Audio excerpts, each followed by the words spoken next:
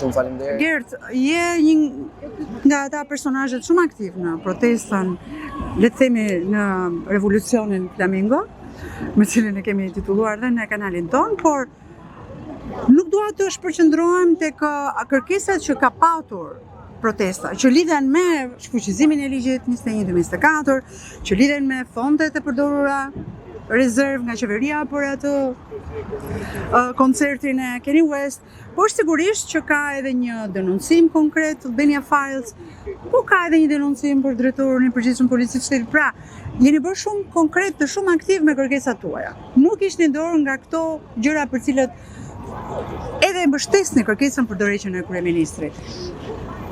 47 ditë?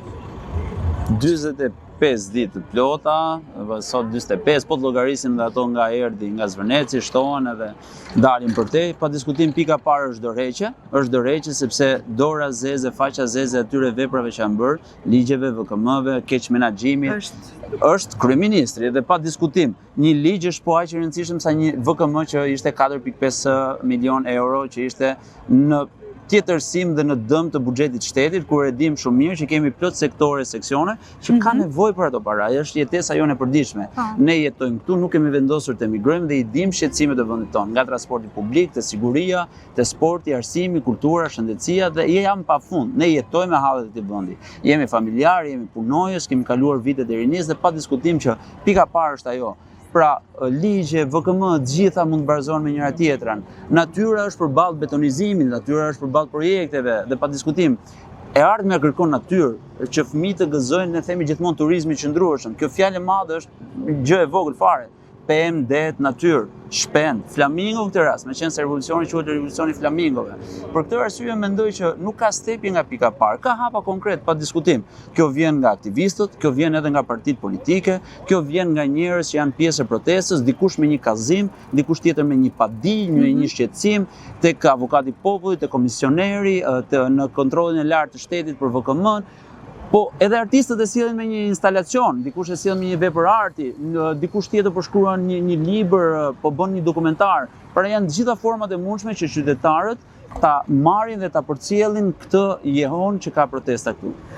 Protesta në fakt e ka bërë jehonën e vet, në kancelarit e huaja, në mediat më të famshme botërore, kudo.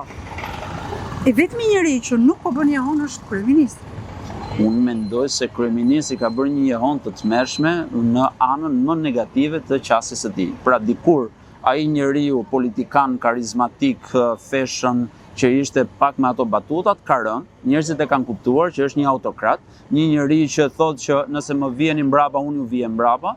Kjo nuk është qasje e kryeministrit, ky nuk është komunikim i denj. Kemi parë deputetët e tij në studio televizive, në dyert e kuvendit apo gjet që bëjnë prapë të njëjtat batuta me të njëjtën formë, me të njëjtën formë shantazhi që është me të gjithë hallkat e mundshme.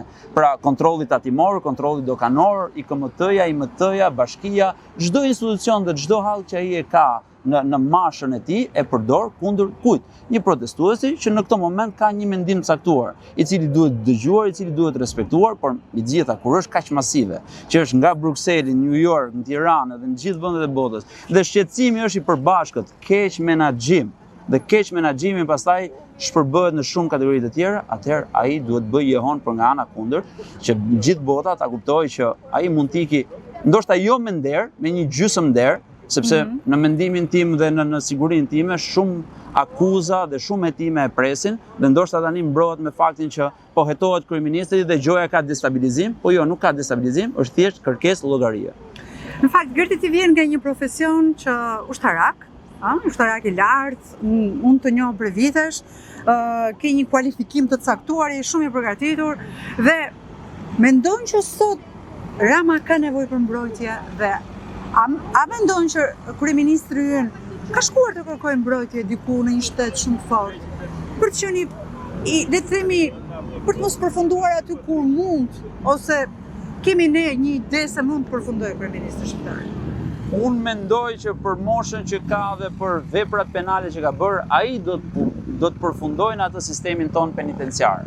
pra do t'jap llogari. Nëse është aq i shkatët sa Arben Ahmeta të largohet përpara se sa ta kapi azili ose të kërkojë një azil atje, okay, mund të jetë një meritë e tij, por është fatkeqësia e jon, sepse ne duam të shikojmë çdo njeri, përfshirë dhe veten këtë rast, që në momentin e parë që shkelim diçka, duhet t'japim llogari aty ku duhet të lënë llogari. Ai mund të ketë kërkuar mbrojtje, po të shikosh fondet izraelite këtu në Shqipëri, dhe kjo nuk ka të bëjë fare me antisemitizmin, po ka të bëjë me dhënien e gjithçkaje diku.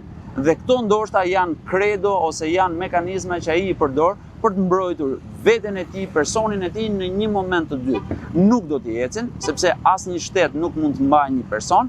Kemi plot zyrtarë të tjerë të rrethave të vendeve përreth që kanë shkuar dhe kanë kërkuar azil diku, por vjen një moment që gjithë secili del edhe jep llogari përpara popullit edhe përpara sistemit penitenciar, që duhet thënë me patjetër duhet ta sjell aty, siç solli ish presidentin, siç solli ish kryeministrin.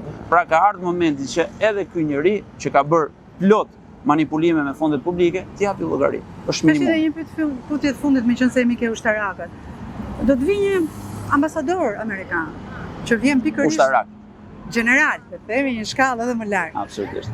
Si e shet? Pozitive, prej vite Shqipëria nuk e ka atë përfaqësuesin prej Shteteve të Bashkuara të Amerikës dhe ne kishim nevojë.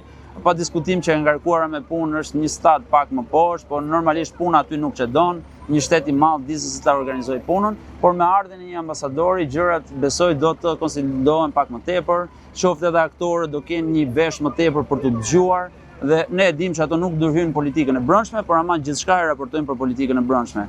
Dhe duke qenë se është një ushtarak dhe ushtarakët njihen për atë disiplinën, koreksinë dhe mbrojtjen e dinjitetit, po themi, unë jam besim plot se gjërat do ndryshojnë për mirë për qytetarët dhe për çdo që punon ndeshmërisht në këtë vend. Faleminderit Gert. Faleminderit, kënaqësi ndajna.